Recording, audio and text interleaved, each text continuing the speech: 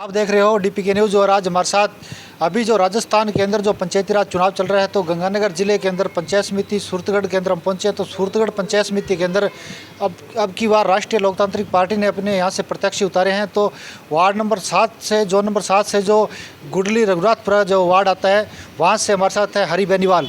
तो हरी बेनीवाल सूरतगढ़ विधानसभा के अंदर अपने जो मजबूत स्थिति से यहाँ पर काम करते हैं, किसानों की हमेशा इन्होंने आवाज़ उठाई है। तो आज इनसे बात करेंगे। इनके सामने जो दो दिग्गज परिवार है, कांग्रेस और बीजेपी से। तो आज साबराम जी पूनिया जो गुडली पहले पर प्रधान भी रह चुके हैं, उप प्रधान तो प्रधान भी रहे हैं, तो पूर्व प्रधान रहने के नाते अब की बार उन्होंने निर्दलीय प्लस कांग्रेस से फार्म भरा है, 2 फार्म लगाए उन्होंने। तो उनके सामने ये हरी जी बेनीवाल ने जो चुनाव लड़ेंगे, तो इनसे बात करेंगे। 2 इनके परिवार सामने, एक लेगा परिवार, एक पूनिया परिवार। तो अपने आप को वहाँ कैसा ये मजबूत स्थिति में अपने आप को मानते हैं, और कौन कौन से मुद्दे हैं इन दोनों जो वार्डों के, और यहाँ की जो सीट है प्रधान की, वो भी एक सामान्य सीट है। तो साहब, चैनल के अंदर स्वागत है आपका। धन्यवाद सुभाष जी। और सबसे पहले तो आपके चैनल के माध्यम से मैं सूरतगढ़ पंचायत समिति के और जितने भी मतदाता हैं उन सबको कहना चाहूँगा कि ये आपके लोकतंत्र का एक पर्व है। इसके अंदर आप अपनी भागीदारी निभाएं। और बाकी बात कही सुभाष जी, आपने जैसे बताया कि 2 दिग्गज खानदानों की जहाँ तक बात है, तो राजनीति के अंदर आने के बाद में ये दिग्गज बने हैं, पहले दिग्गज नहीं थे। आज तक इन्होंने लगभग 20-25 साल से लेगा परिवार है वो राजनीति में है। और इतनी ही अगर बात करें आप, लगभग 35 साल से साबराम जी पूनिया पूर्व प्रधान, ये भी राजनीति में है। लेकिन गुडली और रघुनाथपुरा के चकों का मैंने हाल देखा है, वहाँ पर सिंचाई खाड़ों की मैंने स्थिति देखी है। आम आदमी नरेगा मजदूर से लेकर एक दिहाड़ी मजदूरी करने वाले मजदूर को मैंने देखा है, कामकाजी लोगों को वहाँ पर देखा है। अभी पिछले ही कुछ दिनों के पहले 10-15 दिन पहले एक साथी ने वहाँ पर आत्महत्या की थी। उसके बाद में मैंने वहाँ के जवानों, किसानों, मजदूरों की आर्थिक स्थिति का जब वास्तव में ईमानदारी से विश्लेषण किया, तब ये पता चलता है कि आज तक वास्तव में राजनीति को जनता के लिए किया ही नहीं गया था। ये 5 दिन के लिए या 10 दिन के लिए लोगों को झांसे में लेते हैं, लोगों से रामरमी करते हैं, लोगों को किसान हितैषी, जन हितैषी, लोक हितैषी नेता बनाने का ये मखौल करते हैं, ये दिखावा करते हैं। एक्चुअल में जब भी चुनाव हो जाते हैं उसके बाद में जनता वहाँ पर त्रस्त है। जनता को कोई विकल्प नहीं मिलता था आज तक, क्योंकि वहाँ पर अक्कड़ बक्कड़ बम्बे बो करके जनता बेचारी किसी एक अंधों में काणे राजा को चुन लेती थी। अब राष्ट्रीय लोकतांत्रिक पार्टी के सुप्रीमो नागौर सांसद हनुमान जी बेनीवाल ने राजस्थान के अंदर एक नई विचारधारा, जो हमें एक नया मंच जो दिया है, जिसके माध्यम से राजनीति के नए उभरते हुए और वास्तव में जनहितैषी जो लोग हैं वो आगे आ रहे हैं। उसी कड़ी के अंदर हम नागौर सांसद हनुमान जी बेनीवाल की विचारधारा को जन जन तक, हर गांव तक, हर खेत तक, हर किसान तक पहुंचाने के लिए दृढ़ संकल्प है।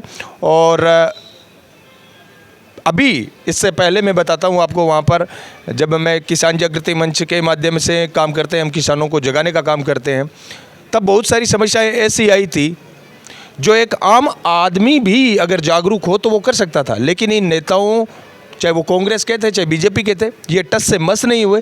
इन्होंने लोगों की, जनता की जो समस्याएं थी वो बिल्कुल नहीं सुनी। मुझे बताने की कोई ज़रूरत नहीं है, क्योंकि वहाँ की जनता जानती है कि उनकी क्या समस्याएं हैं और कौन से नेता उनकी समस्याओं को सुनते हैं। तो अरे जी, जैसे राष्ट्रीय लोकतांत्रिक पार्टी ने अब की बार जो पंचायतों के अंदर, जो ग्रामीण क्षेत्र के अंदर जो चुनाव लड़े, हमने देखा है पूरे राजस्थान के अंदर जो पहले भी चुनाव हुए, उसके अंदर राष्ट्रीय लोकतांत्रिक पार्टी उभर के आई। उसने मतलब जो वोटों का जनाधार है काफ़ी मिला। तो इस सूरतगढ़ विधानसभा की बात करेंगे। सूरतगढ़ विधानसभा 2023 के अंदर जब यह विधानसभा चुनाव होगा, तो अभी विधानसभा चुनाव भी नज़दीक आने वाला है। कांग्रेस सरकार का 3 साल का कार्यकाल पूर्ण हो चुका है। तो क्या लगता है, यहाँ से पार्टी की वो बड़ी जिम्मेवारी आपको दे रखी है विधानसभा के अंदर, तो आप अपने ही वार्ड के अंदर चुनाव लड़ रहे हो, इसके अलावा भी कई ऐसे वार्ड हैं जहाँ से आप चुनाव लड़ोगे? बिल्कुल, सूरतगढ़ के 23 जोन हैं पंचायत समिति के, और ज़्यादातर जोन से हमारे 1-1-2-2 उम्मीदवारों के, दावेदारों के फ़ोन आ रहे हैं। सुभाष जी, हुआ क्या था आजकल, आज तक जनता को क्या है, कोई विकल्प मिला नहीं था, जिसके कारण जनता भी त्रस्त थी, और जो लोग वास्तव में जनहितैषी काम करने के इच्छुक थे, ऐसा नहीं है कि यहाँ पर कोई काम करने वाले लोग नहीं थे, लेकिन इन दोनों बड़ी पार्टियों ने काम करने वाले संघर्षशील लोगों को कभी भी मौका नहीं दिया, कभी उन्हें टिकट नहीं दी, जिसके कारण वो मायूस रहते। वो लोगों के काम चाहकर भी नहीं करवा पा रहे थे। मैं एक उदाहरण बताता हूँ आपको। एक बैंक के सिलसिले के अंदर मैं बैंक में गया था, कोई किसान था, उसके काम को लेकर और जब मैंने जाकर बैंक मैनेजर से सवाल पूछा तो उन्होंने बड़ा अजीबोगरीब मेरे से सवाल पूछा कि आप होते कौन हो सवाल पूछने वाले। जो ईमानदार लोग हैं उनके पास ऐसी कोई संवैधानिक ताकत नहीं है कि वो उन लोगों को जवाब दे सके, उन चोरों को, कि हम जनप्रतिनिधि हैं या हम पंच हैं, सरपंच हैं, डायरेक्टर हैं, जिला परिषद सदस्य हैं, विधायक हैं, आपसे सवाल पूछने वाले। तो एक आम नागरिक जागरूक होने के नाते जितना हो सकता था हमने संघर्ष किया। मैं चाहता हूं कि जितने भी संघर्षशील लोग हैं और जो वास्तव में संविधान को आम लोगों के लिए लोक कल्याणकारी बनाने की ताकत रखते हैं, उन लोगों को राजनीति में आना चाहिए। राष्ट्रीय लोकतांत्रिक पार्टी में उन सबका स्वागत है। हर जोन से चुनाव लड़ेंगे। बाकी बात रही विधानसभा चुनाव की, तो जितनी भी जगहों पर हमने पंचायत समिति चुनाव लड़ाए हैं वहाँ पर राष्ट्रीय लोकतांत्रिक पार्टी ने 10 से लेकर 15% वोट शेयर है वो हासिल किया है। नई राजनीतिक पार्टी जो भी आती है उसके अंदर मैं मानता हूं कि स्टार्टिंग के अंदर ईमानदारी से हम इस बात को स्वीकार करते हैं कि बहुत कम लोग जो है उसके अंदर पार्टिसिपेट करते हैं, लेकिन 1, 2, 4, 5 जितने भी लोग जो हमारे इसके अंदर पार्टिसिपेट करेंगे, जीतेंगे, पंचायत समिति संस्थानों में जाएंगे, जिला परिषद में जाएंगे, लड़ेंगे लोगों के लिए, तो आने वाला भविष्य ना केवल लोगों के लिए उज्ज्वल है बल्कि राष्ट्रीय लोकतांत्रिक पार्टी के लिए उज्ज्वल है और उन लोगों के लिए उज्ज्वल है जो वास्तव में दिल से राजनीति को सेवा नीति की दृष्टि से देखकर काम करना चाहते हैं। हुआ क्या था, अब भारत के अंदर पिछले 30-35 साल से अंदर एक ट्रेंड आया है कि राजनीति को एक बिजनेस बना लिया। 5 साल 4 साल इसके अंदर लोग इन्वेस्ट करते हैं, पैसा लगाते हैं, लाख, 2 लाख, 4 लाख, 5 लाख, 10 लाख, और उसके बाद में सैकड़ों गुना रिटर्न पाते हैं। वो कुछ बन जाते हैं तो बाद में सैकड़ों गुना रिटर्न है वो वापस पाते हैं।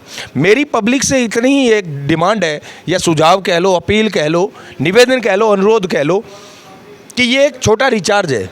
2 साल का, 2.5 साल का जो टर्म बचा है पंचायती राज का, इसको वैसे तो खिचड़ी बना दिया गहलोत जी ने, पायलट जी ने। पंचायती राज जो राजस्थान गौरवशाली स्टेट था उसको खिचड़ी बना दिया है आज। एक एक जिले में 4-4 चरणों में, आप देख रहे हो 3 चरणों में गंगानगर जिले के अंदर चुनाव हो रहे हैं। कभी सुना था? एक जिले में 3 चरणों में चुनाव हो रहे हैं। अब ये जो 2.5 साल का टर्म बचा है, मैं चाहता हूँ पब्लिक, आम आदमी, नौजवान, किसान सारे इस 2 साल के टर्म को नए लोगों को सौंपे।